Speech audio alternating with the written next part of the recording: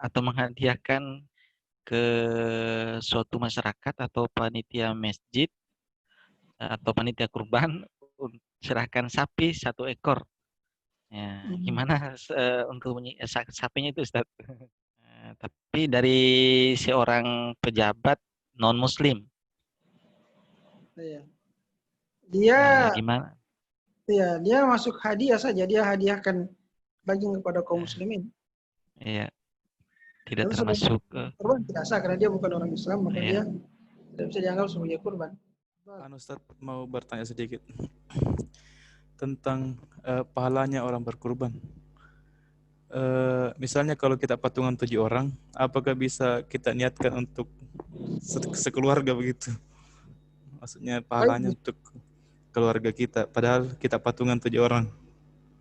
Dan apakah sekeluarga kita itu tidak mencukur anunya juga, tidak mencukur rambutnya atau memotong kukunya? Apakah sekeluarga begitu atau bagaimana, Ustaz?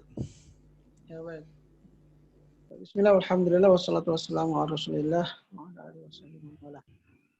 Jadi kita lupa memuji Allah dan berselawat kepada Rasulullah SAW dari awal. Baik, jadi dalam hadis Abu Ayyub Al-Ansari radhiyallahu taala anhu, beliau mengatakan kana ar-rajulu fi zamani Rasulillah sallallahu alaihi wasallam yadhbahu asy-syah an nafsi wa an ahli baitihi. Bahwasanya di zaman Nabi sallallahu alaihi wasallam biasa para laki-laki kepala keluarga menyembelih seekor kambing untuk dirinya dan untuk anggota keluarganya. Nah, sehingga dari situ para ulama kemudian mengambil kesimpulan bahwa seorang yang berkorban itu bisa mengikutkan anggota keluarganya. Dalam hal ini istri dan anak-anaknya. Ya. Bisa mengikutkan anggota keluarganya dalam mendapatkan pahala hewan kurban tersebut. Hadisnya memang pada kambing, tapi juga berlaku pada sapi dan pada unta. Ya. Kalau orang misalnya ikut berkurban 1/7 sapi atau 1/7 unta, dia bisa meniatkan juga untuk anggota keluarganya. Ya. Pada 1/7 bagian itu sama dengan 1 ekor kambing. Dia meniatkan untuk dirinya dan untuk anggota keluarganya. Jadi boleh. Ya. Adapun yang tidak boleh mencukur rambut, kuku dan lain sebagainya itu hanya yang berkurban saja. Hanya yang berkurban. Namanya kepala keluarga misalnya dia yang berkurban, sementara anggota keluarganya diikutkan untuk mendapatkan pahalanya. Ya, maka yang tidak boleh mencukur rambut, memotong kuku adalah kepala keluarga saja. Adapun anggota keluarganya tetap mereka boleh potong kuku, potong rambut dan seterusnya. Begini Ustaz, yang dimaksud keluarga itu yang mana Ustaz? Ya, apakah misalnya istri saya dengan anak saya atau orang tua saya begitu? Saya niatnya untuk siapa Ustaz? Ya. Begitu Ustaz. Asalnya keluarga itu istri kita dan anak-anak kita. Ya, istri anak kita itu keluarga kita. Kalau untuk orang tua Ustaz, orang tua dan saudara-saudara begitu? Saudara tidak masuk. Yang kita niatkan untuk orang tua dan saudara-saudara kita juga begitu. Saudara tidak masuk. Ya, saudara tidak masuk. Orang tua insya Allah bisa masuk. Tapi yang asal adalah istri dan anak-anak. Itu asalnya yang disebut dengan ahlul bait. Masih bisa diniatkan semua tanpa batasan orang begitu? Ya. Adakah batasan orangnya untuk pahalanya begitu? Misalnya batasan orang maksudnya bagaimana batasan orang? Saya berkorban untuk keluarga dari bapak saya dengan keluarga saya sendiri begitu. Hadis disebutkan ketika Nabi menyembelih kurban beliau mengatakan Allahumma hadza anni wa an ahli baiti. Allahumma hadza anni wa an ahli baiti. Ya Allah, ini adalah kurbanku dan kurban anggota keluargaku. Juga dalam hadis Abu Ayyub Al-Ansari tadi dia mengatakan yadhbahu ar-rajulu asy-syah anhu wa an ahli baitihi. Orang biasa menyembelih seekor kambing untuk dirinya dan untuk anggota keluarga. Jadi hanya anggota keluarga kita saja, yaitu istri kita dan anak-anak kita. Kalau misalnya orang tua kita masuk dalam tanggungan kita, dia misalnya sudah tua, tidak bisa menanggung dirinya sendiri, dia masuk dalam tanggungan kita, maka insya Allah bisa juga masuk dalam anggota dalam ahli bait tersebut. Kemudian yang berikut Ustaz, terkait dengan afdoliyah, berkaitan dengan mana yang utama antara kurban sapi atau kambing Ustaz. Kira-kira di mana yang lebih utama di sini? Ada ikhtilaf di antara para ulama tentang mana yang lebih afdal. Sebagian orang mengatakan yang paling afdal adalah kambing karena Nabi berkorban dengan kambing. Ya, sehingga apa yang Nabi pilih itulah yang utama. Itu pendapat sebagian ulama. Sebagian yang mengatakan yang paling afdal, yang paling besar pengorbanannya. Misalnya di satu daerah yang paling mahal misalnya unta, atau yang paling mahal misalnya sapi, atau yang paling mahal misalnya seekor kambing. Jadi yang mana yang paling besar pengorbanannya dari sepertujuh sapi, sepertujuh unta, atau satu ekor kambing, itu yang paling afdal. Karena al-ajru ala qadri masyaqqah. Ya, pahala berdasarkan faktor kesulitan yang kita hadapi dalam melaksanakan amal tersebut. Jadi ada ikhtilaf di antara para ulama tentang mana yang lebih afdal untuk dijadikan sebagai hewan. Ini Ustaz, terkait dengan akikah. Iya. Begini Ustaz. Misalkan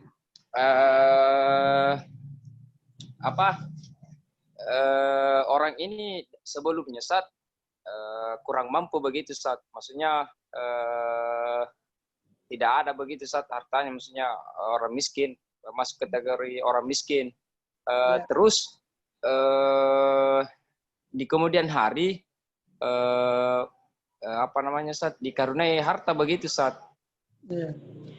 Dan anaknya juga Ustaz ada misalkan 4. Apakah misalkan ketika sudah banyak hartanya dan mau akikah, masing-masing anaknya Ustaz dipotongkan kambing atau bagaimana Ustaz? Boleh. Para ulama memfatwakan bolehnya ketika orang tidak mampu. Sunnahnya kan hari ke-7. Tapi jika pada hari ke-7 dia tidak punya kemampuan untuk berakikah, maka banyak ulama yang memfatwakan bolehnya dia berakikah, dia mengakikahkan anak-anaknya mampu kalau dia mengakikahkan anaknya. Itu banyak ulama yang berpendapat itu boleh. Jadi apa Ustaz? Maksudnya satu kambing itu Ustaz, satu anak misalkan atau bagaimana Ustaz? Atau misalkan satu ekor kambing untuk semua anaknya, mewakili semua anaknya, atau bagaimana Ustaz? Tidak, satu anak laki-laki, satu anak perempuan, satu ekor kambing. Satu anak laki-laki, 2 ekor kambing. Kurban lagi nih. Yang satu ekor kambing itu untuk satu keluarga yang cukup ya. Tapi itu batasan minimal bisa saja lebih dari satu ekor ya. Misalnya satu keluarga, misalnya 2-3 ekor dia kurbankan tidak apa-apa. Boleh. Boleh. Satu keluarga boleh berkorban 1 ekor kambing, boleh berkorban 2 ekor kambing. Nah, terus yang kedua, kalau misalnya seorang berkorban dengan niat untuk orang tuanya yang sudah meninggal, misalnya dia belikan 1 ekor kambing hanya khusus untuk itu, apa itu juga boleh? Sebahagian ulama memfatwakan bolehnya. Memang ada perbedaan pendapat di antara para ulama tentang apakah boleh menikahkan orang tua yang sudah meninggal, maksudnya apakah dia sampai. Sebahagian ulama membolehkan. Kalau tidak salah Syekh bin Baz mengatakan insya Allah sampai pahalanya. Karena Nabi juga ketika beliau berkorban, dia mengatakan Allahumma hadza anni wa an ahli baiti. Ya Allah, ini adalah kurban untukku dan untuk anggota keluargaku. Sementara di antara anggota keluarga Khadijah radhiyallahu ta'ala anha yang meninggal dunia tentu sebelum hijrah. Ya. Sehingga dari situ sebagian ulama membolehkan berkurban dan mengatasnamakan orang tua yang sudah meninggal. Juga sebagian melihat dari sisi bahwa kurban itu sama dengan sedekah. karena dia harta yang dikeluarkan. Sementara sedekah itu ada dalilnya. Ya, sedekah itu sampai kita bersedekah atas nama orang tua kita, itu pahalanya sampai kepada orang tua. Nah, karena berkurban adalah bagian dari sedekah, di mana kita mengorbankan harta kita untuk kita serahkan kepada orang lain, seluruhnya atau sebagiannya, maka dia disamakan dengan sedekah. Itu dasar dari para ulama yang berpendapat bahwa sampai ya pahalanya kepada orang meninggal atau bisa diatasnamakan. Yang berkorban itu adalah misalnya orang tua yang sudah. Iya Ustaz, kaitannya dengan perbedaan pendapat Ustaz. Di perbedaan pendapat di kalangan para ulama. Sebagian orang yang belajar Ustaz, ketika berhadapan dengan perbedaan pendapat di kalangan para ulama, ini menjadi celah bagi mereka untuk memudah-mudahkan persoalan hukum Ustaz. Atau mungkin misalkan dalam persoalan sunnah misalkan. Karena sudah belajar perbedaan pendapat para ulama, banyak di antara mereka yang cari-cari apakah boleh hukumnya cuma sekedar sunnah atau bagaimana. Bukan untuk lagi mau melaksanakan perintah tersebut, tapi malah mungkin mencari-cari keringanan dari amalan tersebut. Sebenarnya apa faedah dari perbedaan pendapat para ulama ini, Ustaz? Ya, yang pertama tentu sikap seperti itu adalah sikap yang menunjukkan ilmu tidak berberkah. Itu ulama mengatakan man tatabba rukhas faqad tazaddaq. Ya. Siapa yang mencari-cari pendapat yang paling meringankan di antara pendapat-pendapat para ulama, maka itu orang zindiq. Kata para ulama. Kita tidak boleh mempelajari perbedaan pendapat untuk melihat mana pendapat yang paling ringan. Kemudian kita ambil, kita dasarkan amal kita pada pendapat yang paling ringan itu dengan mengatakan bahwa ini juga pendapat ulama. Maka orang yang seperti ini adalah orang yang mengikuti hawa nafsu. Dia mengikuti hawa nafsu karena hanya mencari pendapat-pendapat yang paling ringan dan paling mudah di antara pendapat para ulama. Seharusnya kita itu melihat pendapat-pendapat tersebut dengan mempertimbangkan dalil-dalilnya, mempelajari dalil-dalil dari masing-masing para ulama. Sehingga kita bisa menyimpulkan mana di antara dalil-dalil dan hujjah-hujjah tersebut yang paling kuat. Yang paling kuatlah yang kita anggap sebagai yang paling mendekati kebenaran, berdasarkan dengan dalil serta hujjah yang disebutkan. Nah, karena itulah mempelajari perbedaan pendapat di antara para ulama bukanlah untuk kemudian mencari kemudahan-kemudahan. Ya, yang mana yang paling mudah itu kita amalkan, itu hal yang ditentang oleh para ulama. Tapi kita mempelajari perbedaan pendapat di antara para ulama adalah untuk mengetahui dalil dari masing-masing pendapat. Agar kita bisa menghargai, karena perbedaan pendapat hal yang tidak bisa kita hindari. Dia terjadi dan sudah terjadi. Perbedaan pendapat terjadi sejak zaman Rasulullah SAW masih hidup.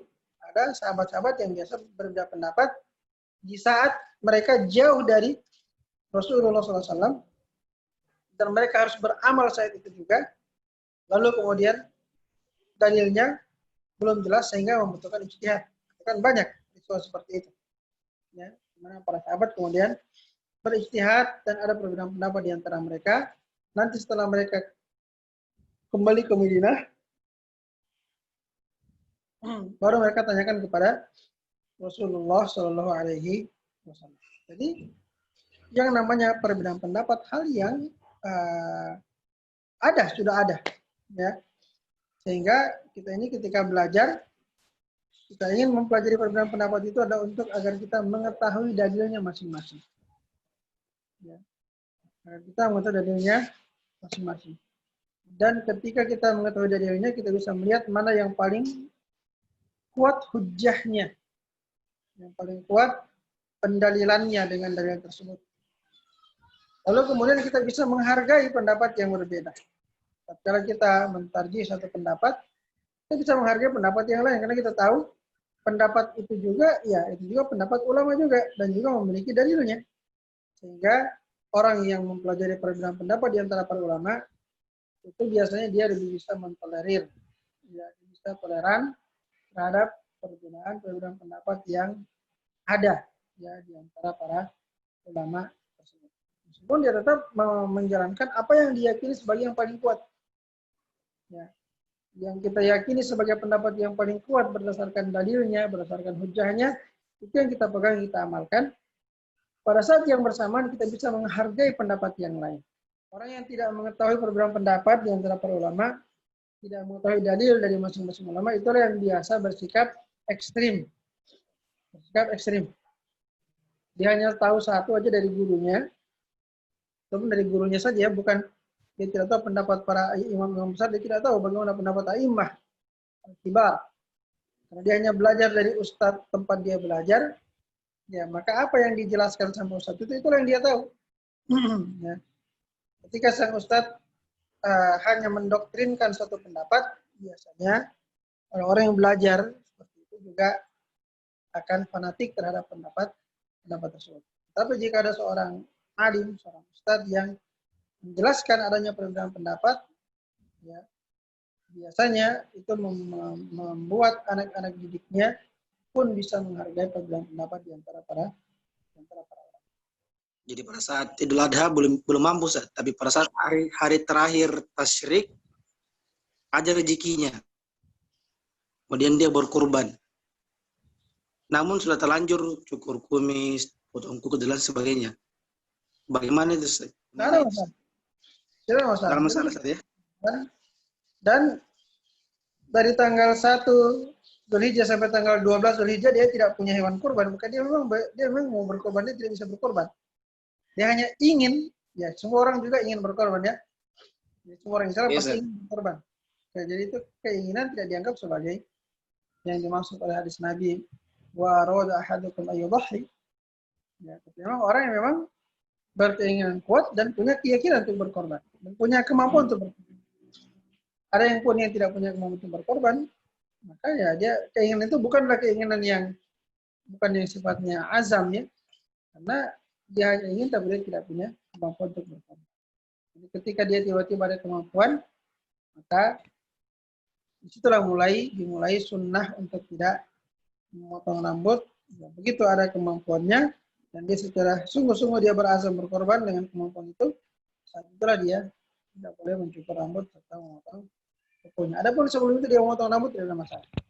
Kemudian juga masalah memotong rambut dan kuku ini, para ulama kebanyakan mengatakan itu tidak sampai pada derajat haram, bukan diharamkan. Ya, bukan diharamkan, itulah hukumnya. Larangannya bersifat makruh saja, atau dia disunnahkan untuk tidak memotong rambut dan tidak memotong kuku. Jadi bukan sesuatu yang diharamkan. Saya seorang yang berkorban, kemudian dia potong kuku juga tidak sampai pada derajat dosa dan juga tidak wajib membayar kafar. Ya, itu adalah merupakan sunnah dalam pandangan kebanyakan ulama. Ekor kambing dan beberapa daging itu dia khususkan, ini kambing kurban juga diambil saat dipotong dulu satu terus dimasak dan makan bersama, dan itu hampir semua jamaah masjid dipanggil ikut makan. Itu enggak apa-apa, Jit. Satu ekor kambing utuh itu. Iya. Tapi ini yang jamaah ini banyak, mungkin ada 80 orang lebih yang makan itu.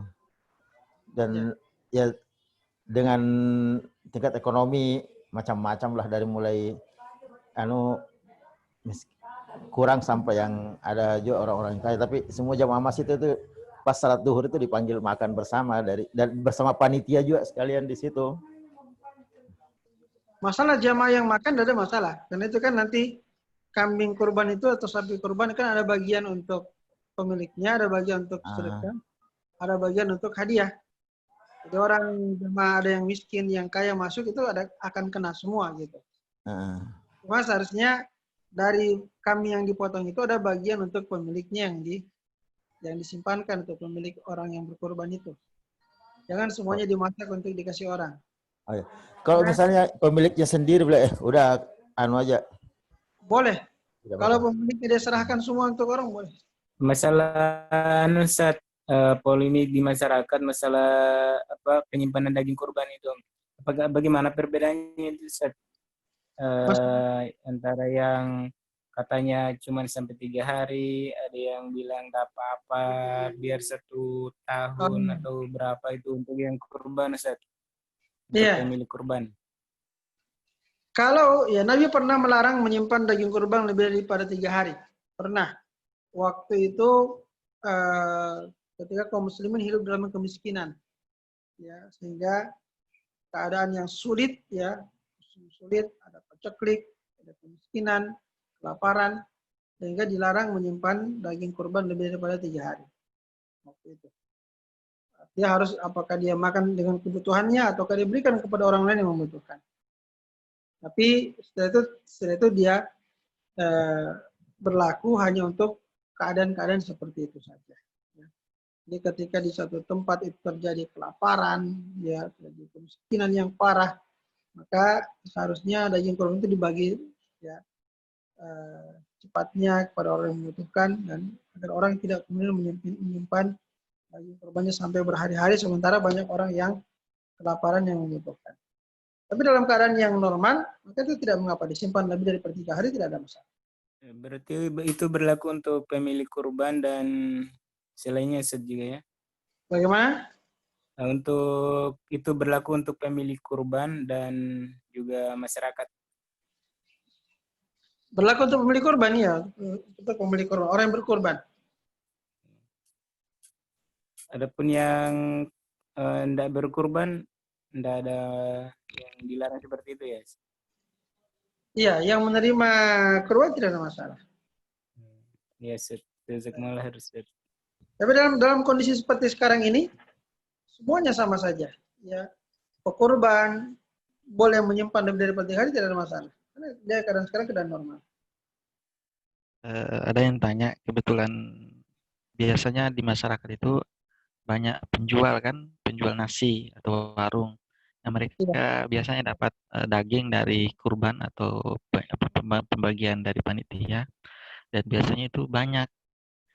Nah, mereka pernah tanyakan ke kami, Ustaz, apakah boleh daging itu mereka tambah sebagai bahan untuk jualan mereka? Iya, boleh. Kalau dia penerima boleh, dia jual boleh. Nah, boleh. Oh, Yang iya. boleh menjual adalah pekurban. Pekurban tidak boleh menjual bagian dari daging, bagian dari hewan yang dia korbankan tidak bisa dia jual, baik dagingnya maupun kulitnya. Ya ini kan tidak boleh menjual bagian dari hewan kurban itu. Ya. Tapi ini ada beberapa kasus. Kalau gimana kalau panitia yang menjual? Iya. Nah, itu gimana itu? Kulitnya biasanya dia dijual oleh panitia.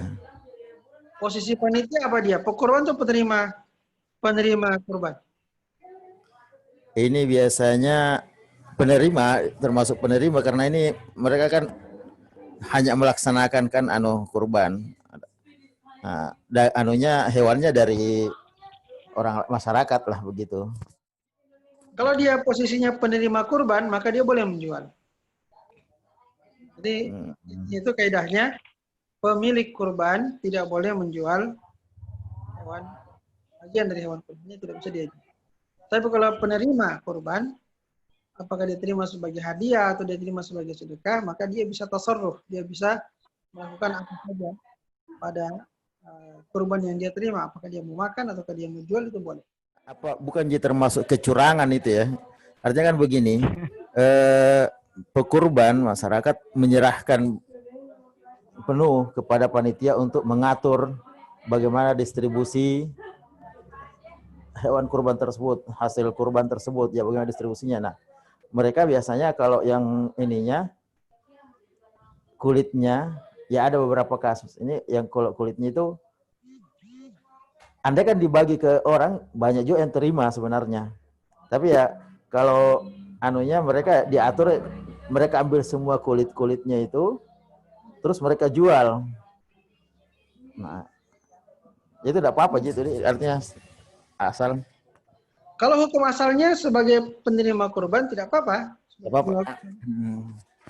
Kemudian sebagai pemegang amanah untuk membagikan, maka seharusnya dia membagikan dengan amanah. Kecuali misalnya kalau sudah dipesan khusus oleh kurban bahwasanya nanti ini kulitnya untuk panitia misalnya, atau misalnya untuk karena panitia yang menyelenggarakan masjid misalnya, ini diserahkan panitia, nanti panitia jual masuk di masjid, gitu ya. Itu tidak ada masalah. Ya. Kalau masuknya ke masjid, dia kan bukan masuk ke pribadi-pribadi, tidak ada masalah. Jadi kalau dia masuk ke pribadi-pribadi, hukum asalnya juga boleh, karena mereka adalah penerima. Cuma dari sisi amanah itu harus diperhatikan apakah memang mereka sudah membagi dengan amanah. Jangan nanti dia termasuk tidak membagi dengan amanah. Misalnya diamanahkan untuk menjalankan amanah penyembelihan. Apa sikap kita terhadap hewan kurban yang sebenarnya tidak memenuhi syarat? Ya. Artinya apakah kita punya kewajiban atau seperti apa, Ustaz? Nah. Pertama disampaikan sama pemilik kurban bahwa kurban Anda ini tidak memenuhi syarat. Ya. Apakah kurang umurnya atau ada cacatnya disampaikan. Apa syarat yang tidak terpenuhi. Kita istilahnya menasihati bahwa ini kalau tetap disembelih Anda tidak mendapatkan pahala kurban. Karena sebagai kurban dia tidak sah. Itu sikap itu sebagai panitia. Karena kita hanya menjadi wakil sebenarnya. Wakil bagi pekurban untuk mengurus hewan kurbannya. Hingga sebagai bentuk amanah juga, amanah ketika kita mengetahui ada hewan kurban yang tidak memenuhi syarat, itu mesti disampaikan kepada pemilik kurban agar dia sadar bahwasanya memang hewan kurbannya tidak memenuhi syarat untuk dikurbankan, sehingga dia bisa mengupayakan sesuatu yang lain atau bagaimana caranya. Yang jelas dia tahu bahwa hewan itu tidak memenuhi syarat untuk dijadikan sebagai. Kalau dia tetap menyerahkan saja, disembelih saja, berarti kita beritahu bahwa ini kalau Bapak sembelih, itu sembelihkan Bapak bisa. Tetapi ini hanya akan menjadi sedekah biasa dan tidak termasuk dalam kurban. Subhanakallahumma wa bihamdik, asyhadu an la ilaha illa anta, wa astaghfiruka wa atubu ilaik. Wa sallallahu ala nabiyyina Muhammad wa ala alihi wa sahbihi wasallam, wa akhiru da'wana alhamdulillahi rabbil alamin. Wassalamualaikum warahmatullahi wabarakatuh.